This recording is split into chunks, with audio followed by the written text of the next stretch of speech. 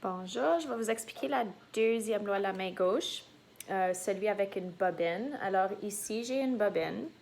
Je l'ai roulée autour d'un clou. Il y a une raison pour ça, je vais y revenir. Maintenant, si je branche l'électricité à ma bobine va devenir un aimant. Vous pouvez faire ceci à la maison si vous avez un morceau de cuivre. OK, comme ici, j'ai acheté ce cuivre ici à Home Hardware. Je ne veux pas que vous allez faire les achats.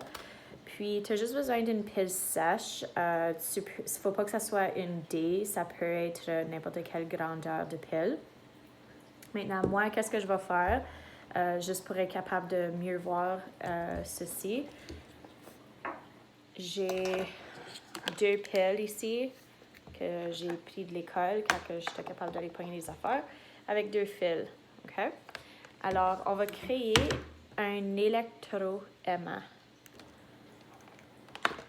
So, je vais brancher ce fil ici. Je vais brancher ce fil ici. Puis là, j'ai des trombones. So, je veux juste que vous pouvez voir ceci. So, j'ai des trombones ici.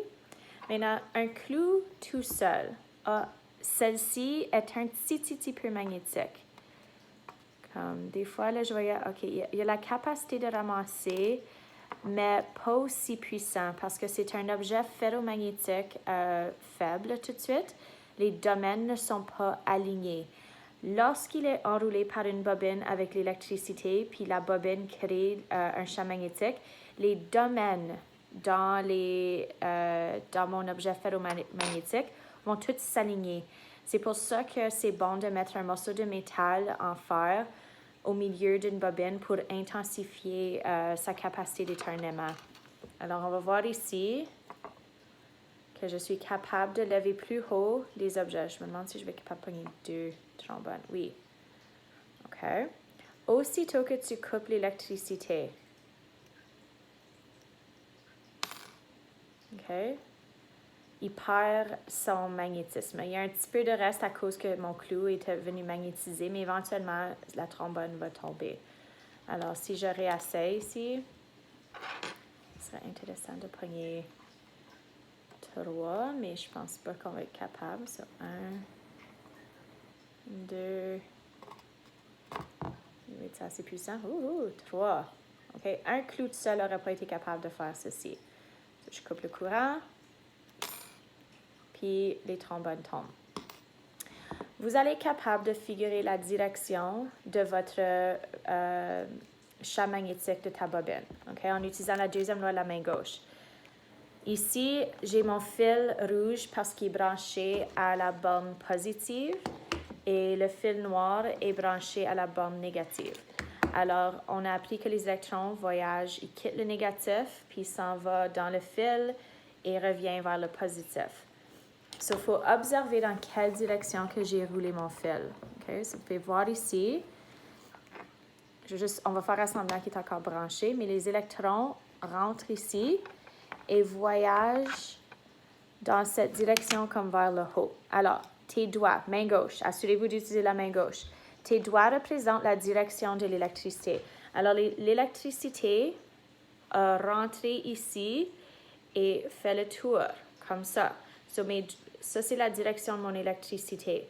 Mon pouce indique le nord magnétique. So, ceci, ma bobine devient un aimant.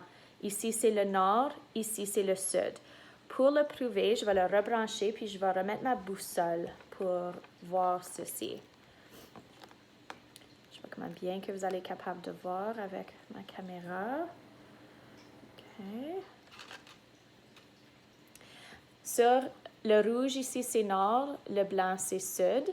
Alors, si ce côté ici, j'avais dit que ça, c'était nord, ça, c'était sud. On va voir qu'est-ce qui est attiré. OK, je me suis trompée avec la direction. Ouais, main gauche. Oui, en tout cas, je veux que vous voyez le champ magnétique autour. So ici, là, le rouge est attiré, tandis que ici, le blanc est attiré. Je sais que c'est pas évident là, parce que ça aurait été mieux que ma bobine soit, ma boussole et ma bobine soient couchées. Mais ouais, c'est pas le meilleur, c'est pas la meilleure boussole. J'ai l'équipement à l'école qui démontre que c'est beaucoup, beaucoup, beaucoup mieux, mais malheureusement, on n'est pas à l'école. L'année prochaine, je vais demander à votre prof de sortir l'équipement pour vous montrer. Alors, ça, c'est la deuxième loi de la main gauche. Il y a 4 facteurs qui peuvent aider à intensifier le courant, comment fort mon aimant est. Une façon de le faire, la meilleure façon, c'est de mettre un clou. OK, so, je dis un clou, n'importe quoi qui est en fait en fer au milieu. So, ça, c'est une façon.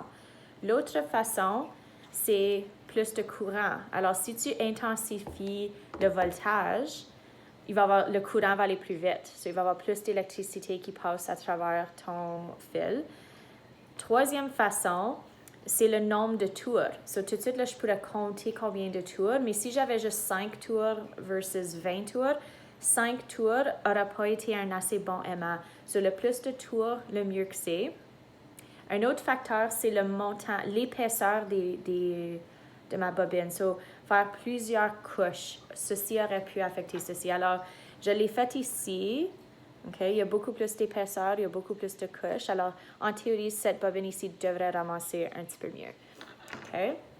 Alors, ça, c'est la deuxième loi de la main gauche.